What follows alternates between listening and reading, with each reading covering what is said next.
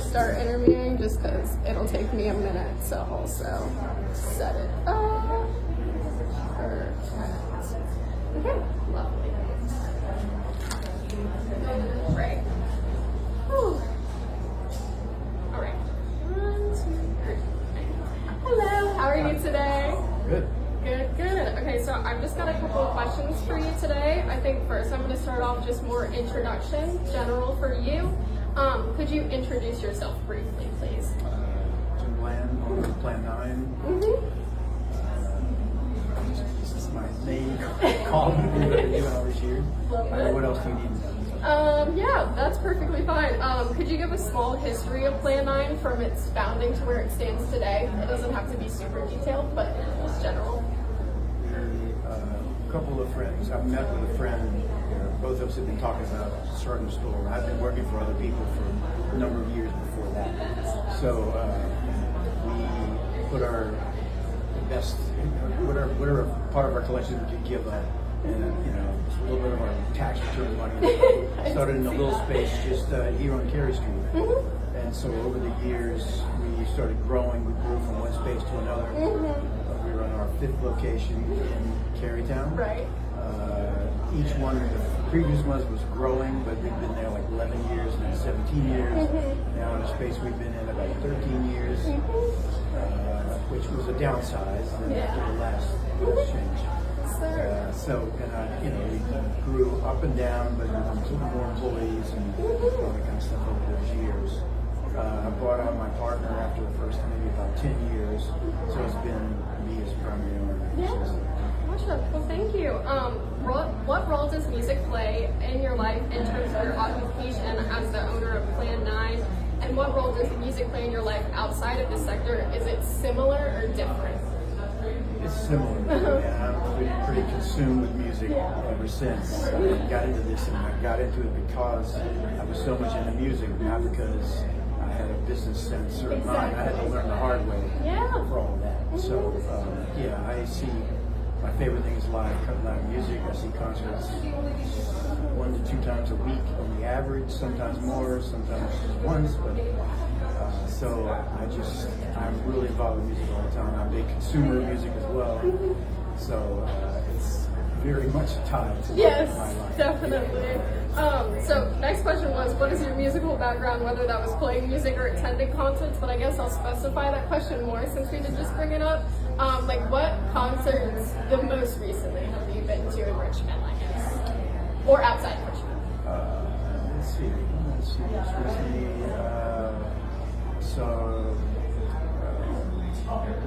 let's see. Which ones I've seen most recently? Yeah, you're fine. I see a lot of different kinds of music. So last time I saw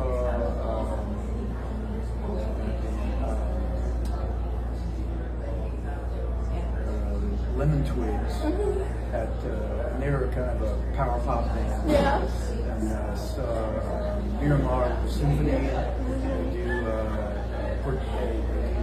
Puerto Rican boleros and stuff. They play with the Symphony. That's a couple of them. Very cool. Thank you. Are there any outside features which you could point to that have an influence on the role of music within Plan 9, but also in your personal life? And this doesn't have to be ultra specific yet. Outside. Because everything relates to your customer base, your store. There's sometimes you discover music that you're interested in, and you might try to introduce that in the store if you haven't already done that. Outside influences other than the economy, that's a big one, and things like that you already mentioned later, like effects on us, like downloading and then streaming and things like that. That's changed our business over the years. Definitely. So I guess that's a great segue then into the survival of the store throughout a broad change in music consumption that we've seen. What differences have you noticed in the base of customers that shop or browse at Plan 9 since its opening up until today? Well, we're pretty much a niche business, early on. Used records, punk, new wave, stuff that was harder to find. I mean, we brought in other mainstream stuff, but that was our focus. So we just broadened the base over the years.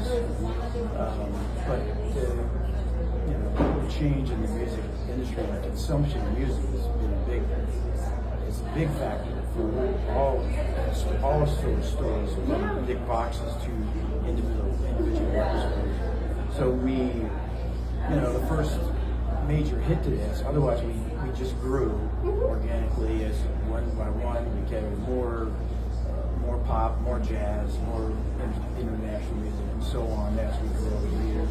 And also as the formats changed. So we used to have 3 formats.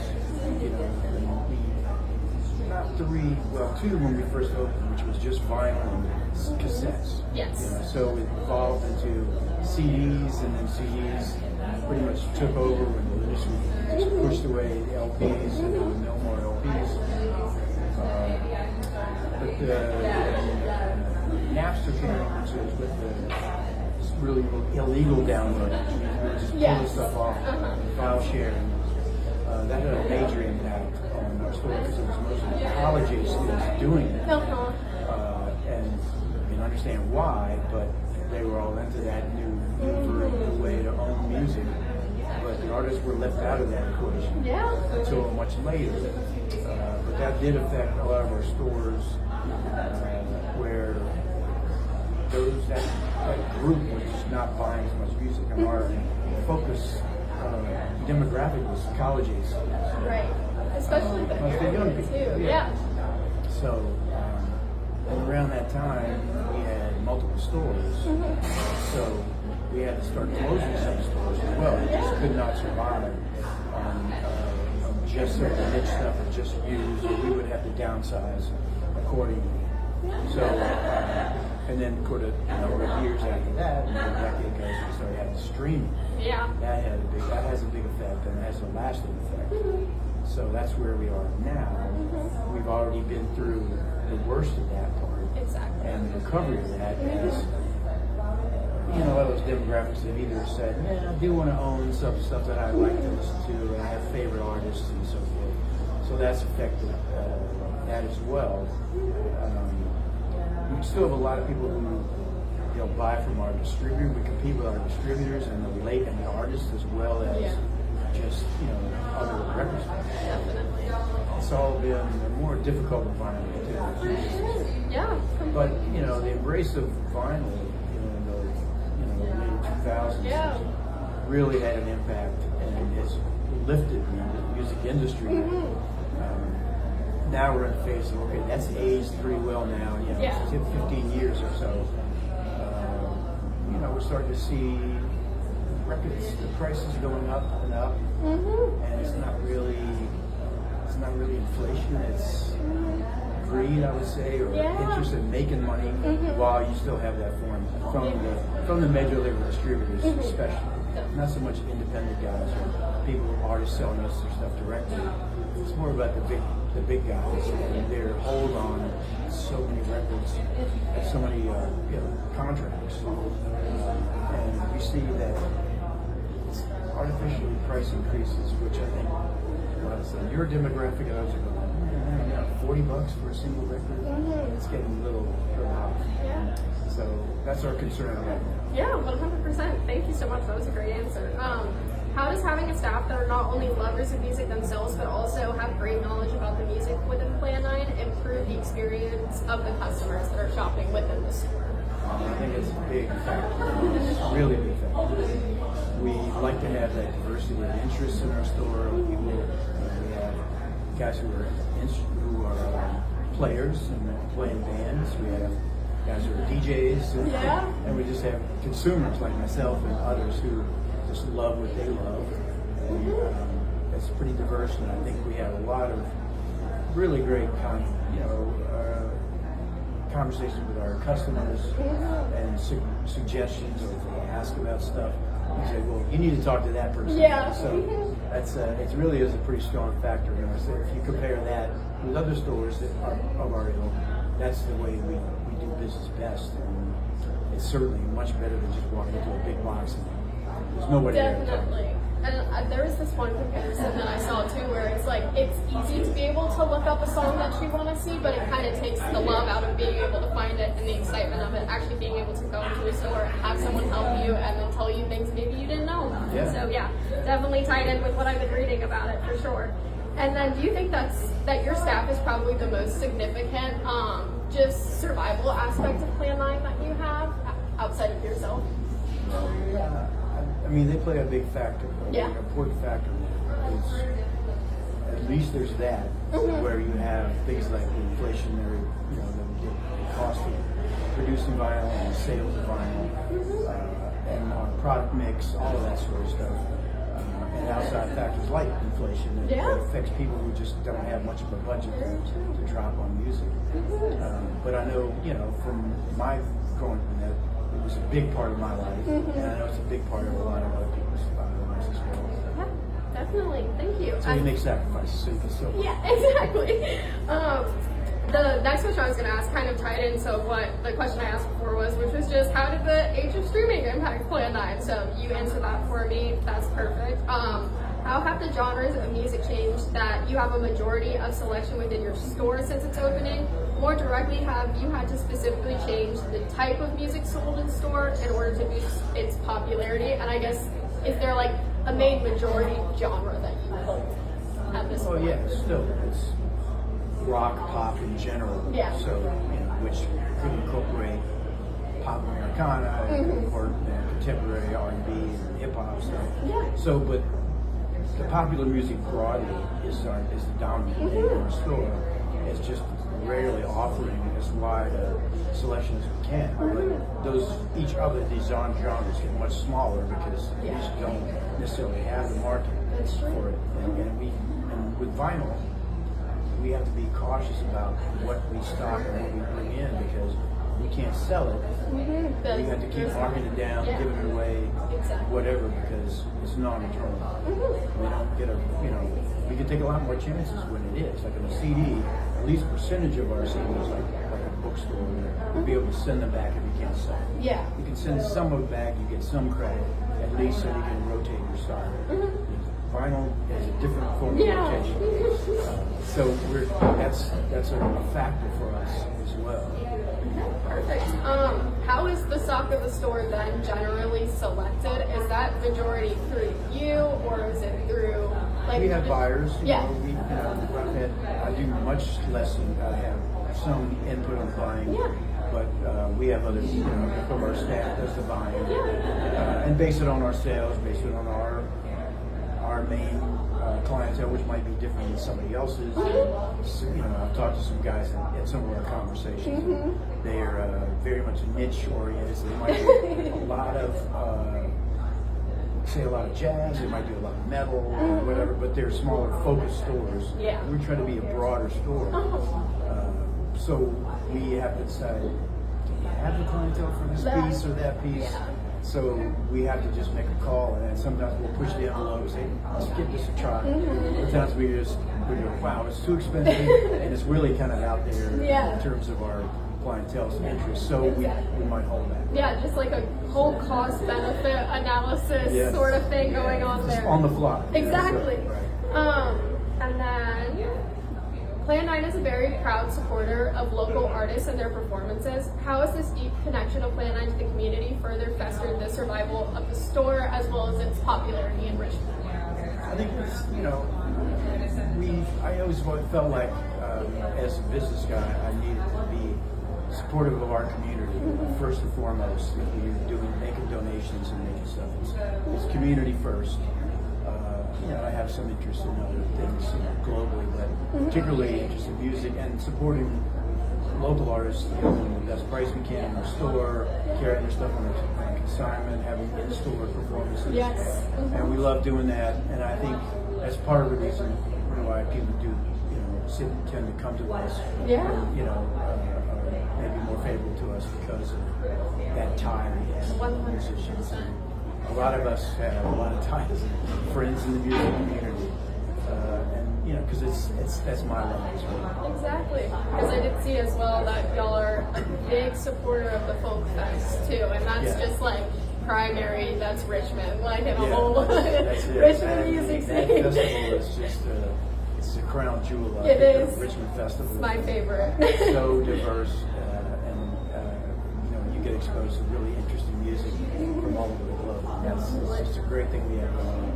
Okay, perfect. And then do you think that the popularity of the store is more centered excuse me, around the genuine consumer experiences that independent record stores allow, or specifically stems from emotional, possibly nostalgic connections within the store?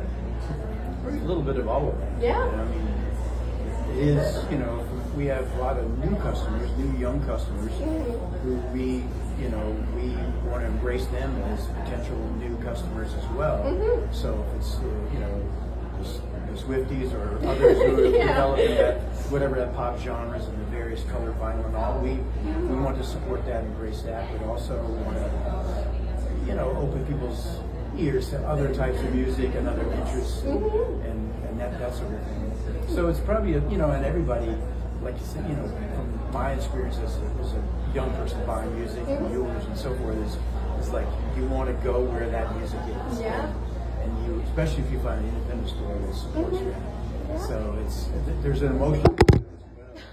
It's okay. I could just cut it off. I had a feeling. Finally had to go, right? I know. I had a feeling it was going to happen at some point, but I was like, is it going to happen at like the most crucial point? Where I was like, this is a great explanation, but it's fine. I could just cut it out. Please continue. So I think there is an emotional factor in when people might talk about our store.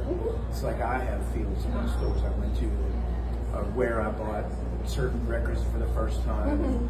It mean a whole lot to you, and I think that's a tie. It's where they might have found their favorite new records for new genre or whatever is at our store. But then again, it's just our location, convenience, etc. That all has a factor. Exactly, and like those new customers can develop that emotional, nostalgic connection to the store and remain customers from the music as well. to the store. Exactly. Right. Do you think that there is a different level of experience given to the consumption of music through the form of vinyl records, and what specific differences can you name? A lot of the words that I was seeing were like, it's a more elegant consumption of music. Obviously, sound quality is a big thing that's mentioned a lot. What are your opinions about it, and like any specific words that you can name that would maybe describe the listening experience of vinyl compared to I think it's it is that you have the tactile sense of, I have this record in my hands, I control how it's played and what's played on and so forth. I get a lot, we used to mourn the loss of the record size with the extensive liner notes, things you could easily read or not pull out a little tiny piece of paper to try to see it. It had artwork that was interesting and would draw you in. All of that part of it, and that sense of ownership as well, that you just don't get with that more ephemeral, just stream, but even a download, then where is that live? Where's that download live? So I think that has a lot to do with it. And this is my collection, what I have. And you have that bond that ties it emotionally as well as the tactile sense. The vinyl experience is, I think a lot of people have it. And I think that's all a part of what builds up to it. And then you play it, and if you have, a reasonable enough stereo where you can hear differences, there's a lot of, people feel like, well, there's a lot more warmth to the sound. I mean, I have listened to stuff on AB equipment and really high-end equipment. It sounds it's just a tad bit like she's in the room singing to it. But I really could see when they got over the humps of how they sampled all the stuff digitally and everything, they've done a much better job. And there's some really good, high quality stuff, especially on lower end gear. It's hard to tell the difference. So you can, and you get that portability as well. But I think it's really the person, how you feel about it. And I know a lot of people want to find the old original records rather than a reissue of that record. 100%. It becomes like a matter of like collectability. There's like a very like large value, not just in a price point for that. It's just like, this is the original. Like this very exactly. You may not have bought it originally. Exactly. That's the thing. All right, perfect. So I'm just gonna kind of transition more into my second topic of subcultures of music, and then a specific focus on punk. What role do you believe welcoming in-store performances has led in the popularity of Plan 9? And do you think that performances of artists that are locally based or more widely popular, such as No Doubt, help Plan 9 for different purposes? That was just the luck of the timing. Yeah, when I read that, I was like, no way, I didn't know that. We had set that up with them quite some time before that. And we've had Ramones be in the store, things like that. And some of those have been really popular. A lot of times it's bands who are on their way. Exactly. And they can still do that. It's where you have some of these guys can't. They just can't possibly do it in the store. And if it is, it's way too exclusive. And then it has a different feel to it. So it's different when people connect with their favorite local bands and they're on the rise. And they'll feel very tied to that artist as well. And we try to, make that diverse as possible. We work with some of the curricular and people who bring, music to the store and they're new singer-songwriters for the most part. Yeah.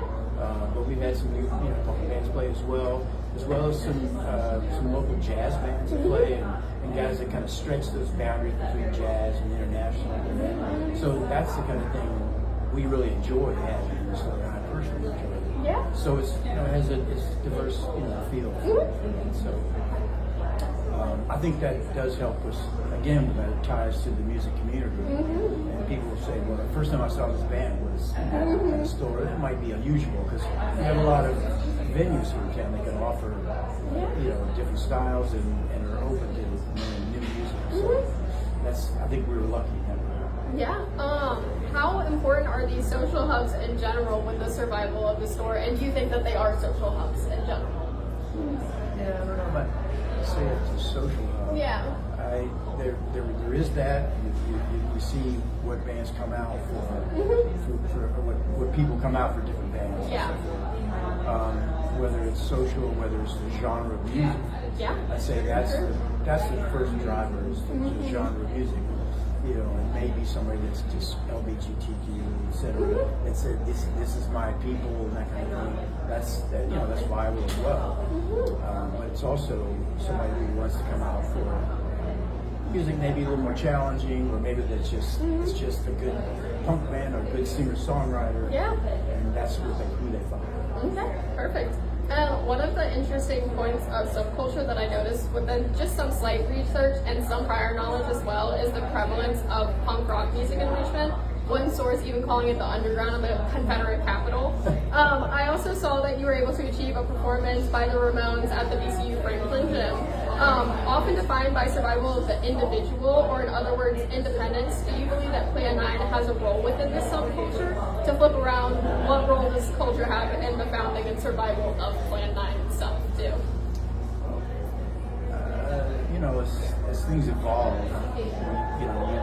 you have these cross-pollination of some of this music as well. And you hear, well, that sounds like this, but it's a little bit different. That's the thing you appreciate is how somebody comes up with something new when there's so much music that's already been done. Right. So I think the beauty of that is just people that pull from different genres or different musical cultures or backgrounds and make something unique to them and their environment, their social settings and so forth. I don't know how to get into that further as far as the genres. Yeah. And punk had a long time. It's just kind of always been here. Yeah. So, and that's evolved outside of our band, things that happen in venues or non-venues that still go on. Exactly. Some of the old guys still are there doing some of the punk that they do, and some guys that have been for many, many years. But also all the new kids that are coming up with new ways and putting them on cassettes and whatever. So that's still there. That was kind of part of our early beginnings, but because a lot of the stores just weren't representing that music, and it was a little harder to find. You had to buy directly from some of those artists or the labels that were doing that. Discord, some of those guys, the bands out of DC, and SST, and some of these other early labels that we just had our specialty. Yeah, definitely. Perfect. Last question then.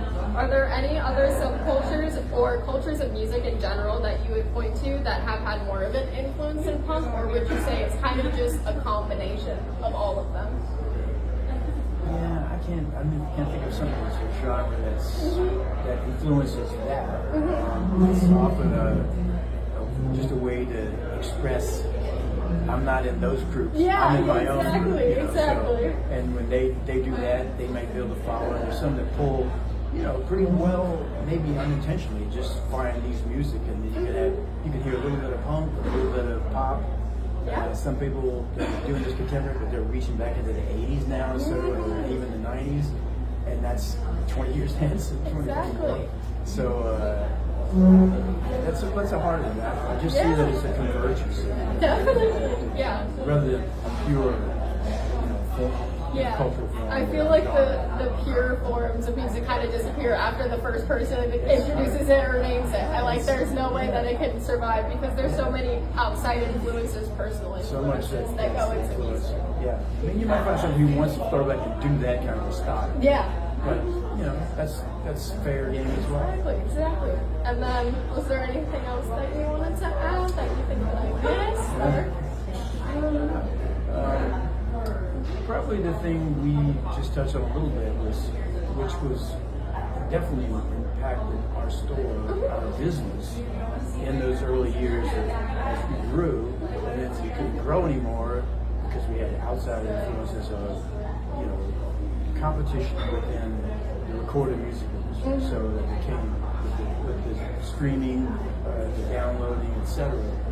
First the downloading and the streaming and all that stuff. It's just a very different thing. People would come to us and say, well, how is this selling? Because we think about bringing this group to town. Well, that flipped. And now those guys look at how many streams, how many followers they have, all that sort of stuff. And then they may ask us as well. But we also look to that talking about buying something. And sometimes that doesn't have a real correlation, right? The guys who are selling, millions, billions of downloads, we don't sell any more of their stuff than we do of somebody else who has hundreds. Yeah. Because it's how they buy. When people buy something, strictly streaming, they don't even set foot in it. Yeah, and I feel like it creates being able to see monthly listeners or things of that sort, and using that as a driver for whether you welcome that music or whether someone would want the band to come to town. It's a weird middleman because it doesn't necessarily show if someone would purchase physical music by that person as well. Yeah. I mean, they may stream it, they may hear it streaming, and those people who want to follow a band, they are the ones who will come to the store. Exactly. But it could be that they've heard it either on the radio that has a good mix of music, or there's special genres that would say, I want to find out more about this artist, but I actually want to see if I can own it. Yeah. So, but we're competing on all the online platforms as well with all of it. So there's been all of that stuff has changed our business over the years. We lost many stores over the years. We had to reorganize over the years in order to survive. So it's also just learning by growing. We also had to learn by as evolved and shrink. But I think Plan 9's here to stay. So we hope so. Yeah. Well, thank you so much. It was great to talk to you. Nice talking to you too. Of course. Good luck with your project. Thank you. I'm actually very much looking forward to writing it. You have made it very easy.